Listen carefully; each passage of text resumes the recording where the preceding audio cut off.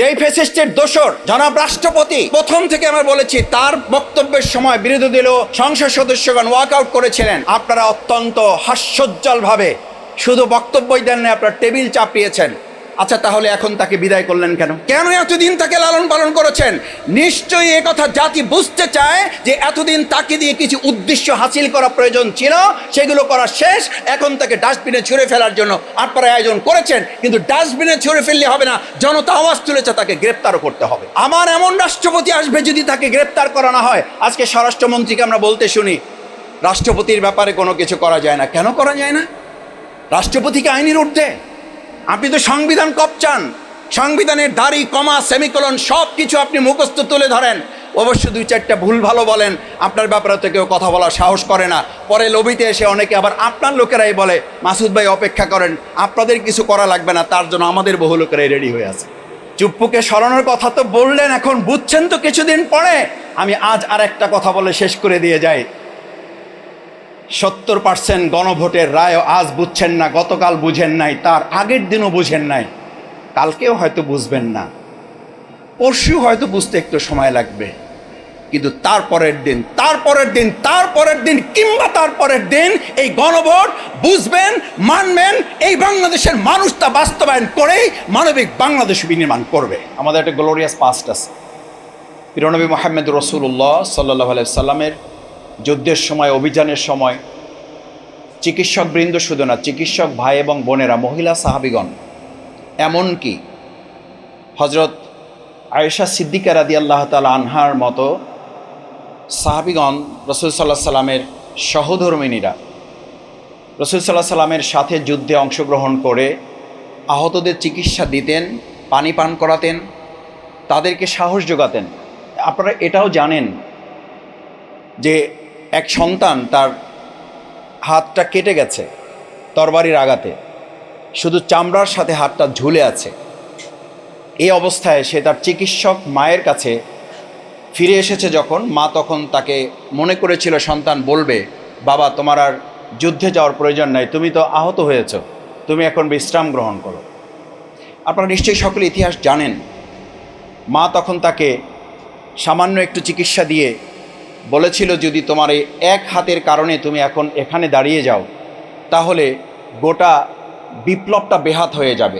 এক হাত আর গোটা বিপ্লবটা বেহাত।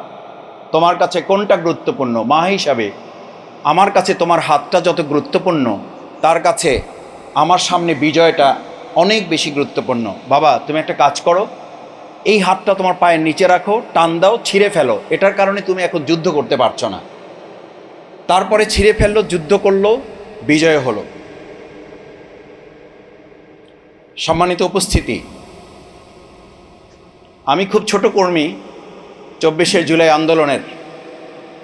আমি এরকম চিকিৎসক, এরকম অনেক আহতদেরকে দেখেছি, এবং এই ব্যান্ডেজ পরা মাথায়, চোখে, হাতে, বুকে, গলায়, পায়ে যখন পুলিশরা দেখত, এদেরকে দেখে তারা তাদের 100 কিংবা 1000 বন্দুকের নলকে যত ভয় করত, এক একটা ব্যান্ডেজকে তারা তার কয়েক শত কোটি গুণ তারা ভয় করত।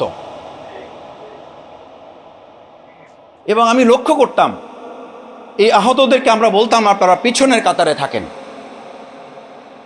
তারা বলতো যে আমাদের তো শেষ, আমরা শেষ হতে এসেছি, আমরা শেষ হব, আমরা শেষ হয়ে আমাদের এই বাংলাদেশকে এগিয়ে নিয়ে যাব।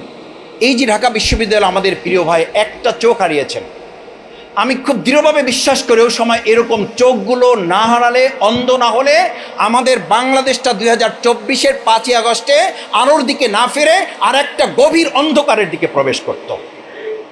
এই চোখগুলো আমাদের নতুন আলো দিয়েছে, এই পাগুলো আমাদের বাংলাদেশটাকে নতুন করে আবার দাঁড়াতে শিখিয়েছে। কিন্তু আফসোস কি জানেন, এই যে আজকে ডকুমেন্টারিগুলো দেখানো হয়, সরকার 2026-এর 12ই জানুয়ারি নির্বাচনের পর উচিত ছিল এই সকল ঐতিহাসিক দলিলগুলো প্রত্যেকটা সরকারি বেসরকারি হাসপাতাল এবং কলেজগুলোতে, মেডিকেল কলেজগুলোর সামনে ফটো গ্যালারি করে এই সমস্ত বীর চিকিৎসক এবং তাদের চিকিৎসা সেবাকে জাতির সামনে তুলে ধরার জন্য ব্যবস্থা গ্রহণ করা। কিন্তু আমরা তা লক্ষ্য করেছি তার বিপরীতটা। কি বিপরীত লক্ষ্য করেছি? সিটি কর্পোরেশন উদ্যোগ নিয়ে তার কর্মীদেরকে দিয়ে আমাদের সেই সময় জুলাইয়ের যোদ্ধারা যে সুন্দর সুন্দর স্লোগান দিয়ে এক একটা স্লোগানের বারুদে এই জুলাই আগস্টের অভ্যুত্থান করেছিল, সেই জুলাই আগস্টানের বারুদের যে স্লোগান সেগুলোকে মুছে দিয়ে সেখানে খুবই পরিকল্পিতভাবে বাংলাদেশের কিছু ন্যাচারাল সিনারি তুলে দিয়ে এমনভাবে বোঝাতে চেয়েছে যে আমাদের সেই জুলাই যোদ্ধাদের সেই সময়ের স্লোগানের চেয়ে এখন এই সিনারিগুলো গুরুত্বপূর্ণ। এর পিছনে মূল কথা হচ্ছে তারা জুলাইয়ের সেই স্মৃতিকে ভুলিয়ে দিতে চায়। আপনারা ভুলিয়ে দিতে চান কেন? সবাই মিলেই তো ভূমিকা রেখেছেন। আমি এটাও দাবি করি, এই 3 মিনিট 5 মিনিট 7 মিনিটের ডকুমেন্টারি দেখাতে গিয়ে আমরা এখানে আমি বক্তৃতা দিতে চাই না, আমি স্লিপ দিয়েছি, আমি বক্তৃতা করব না, বরং এই ডকুমেন্টারিগুলো দেন। সাংবাদিক বৃন্দ সবাইকে জন্য বলছি না, কারোর জন্য বলছি। কেউ কেউ মনে করছেন একটু পরে আসলে বক্তৃতা দেন, বক্তৃতা দিলে আমরা আমাদের মূল কাভারেজটা পেয়ে যাব। হ্যাঁ পাবেন, ঠিকই আছে, এটা মূল্যবান। কিন্তু যেই কথাগুলো আজকে এখানে আমরা তুলে ধরতে চাই, যেই ডকুমেন্টারিগুলো দেখানো হচ্ছে, এই ডকুমেন্টারিগুলো ঠিকই এখানে ঘন্টার পর ঘন্টা দেখে লাভ হবে না। এই ডকুমেন্টারির ঐতিহাসিক দলিলগুলো আমাদের শিক্ষার্থী এবং অভিভাবকদের আগামী দিনে ধারণ করার জন্য সিলেবাসে অন্তর্ভুক্ত করা ছাড়া এর কোনো বিকল্প নেই। কি সিলেবাসে অন্তর্ভুক্ত করবেন? ওসমান হাদির ইতিহাসটা অন্তর্ভুক্ত করার জন্য কমিটি করা হয়েছিল, সেই কমিটিটাই বাতিল করে দেওয়া হয়েছে। কি অন্তর্ভুক্ত করবেন? অন্তর্ভুক্ত করার কোনো পরিকল্পনা তো আমরা বর্তমান সময় লক্ষ্য করছি না। বরং আমরা দেখছি, আমরা বহু আগে বলেছিলাম, যেই ফ্যাসিস্টের দোসর জনাব রাষ্ট্রপতি, প্রথম থেকে আমরা বলেছি, তার বক্তব্যের সময় বিরোধী দলীয় সংসদ সদস্যগণ ওয়াকআউট করেছিলেন। আপনারা অত্যন্ত হাস্যোজ্জ্বলভাবে শুধু বক্তব্যই দেন না, আপনারা টেবিল চাপিয়েছেন। আচ্ছা, তাহলে এখন তাকে বিদায় করলেন কেন? কেন এতদিন তাকে লালন পালন করেছেন? নিশ্চয়ই এ কথা জাতি বুঝতে চায় যে এতদিন তাকে দিয়ে কিছু উদ্দেশ্য হাসিল করা প্রয়োজন ছিল, সেগুলো করা শেষ। এখন তাকে ডাস্টবিনে ছুঁড়ে ফেলার জন্য আপনারা আয়োজন করেছেন, কিন্তু ডাস্টবিনে ছুঁড়ে ফেললে হবে না, জনতা আওয়াজ তুলেছে, তাকে গ্রেপ্তারও করতে হবে। কারণ তার মাধ্যমে অনেক কিছুর অনুমতি নিয়ে এই সমস্ত আমাদের তরুণ যুবকদের উপরে গুলি চালানো হয়েছে। না হলে তার একটা অর্ডারে এই সমস্ত গুলি বন্ধ হয়ে যাওয়া সম্ভব ছিল। হয় নাই তো। আমার এমন রাষ্ট্রপতি আসবে যদি তাকে গ্রেপ্তার করা না হয়। আজকে স্বরাষ্ট্রমন্ত্রীকে আমরা বলতে শুনি রাষ্ট্রপতির ব্যাপারে কোনো কিছু করা যায় না। কেন করা যায় না? রাষ্ট্রপতিকে আইনের ঊর্ধ্বে। আপনি তো সংবিধান কপচান, সংবিধানের দাড়ি কমা সেমিকোলন সব কিছু আপনি মুখস্থ তুলে ধরেন, অবশ্য 2-4টা ভুল ভালো বলেন, আপনার ব্যাপারে তো কেউ কথা বলার সাহস করে না। পরে লবিতে এসে অনেকে আবার আপনার লোকেরাই বলে, মাসুদ ভাই অপেক্ষা করেন, আপনাদের কিছু করা লাগবে না, তার জন্য আমাদের বহু লোকেরাই রেডি হয়ে আছে, অপেক্ষা করুন। আমি কথা বলছি এই জন্য, সম্মানিত উপস্থিত সুধী মণ্ডলী, আজকে ফ্যাসিস্টের দোসরকে আপনারা সরালেন। এই চিকিৎসক বৃন্দ যারা সেদিন চিকিৎসা দিয়েছে, আমি নিজে সেদিন সাক্ষী, আমাদের গাড়ি ব্যবহার করতে পারি নাই, অ্যাম্বুলেন্সে করে রুগীর সাথে গিয়েছি মাস্ক পরে।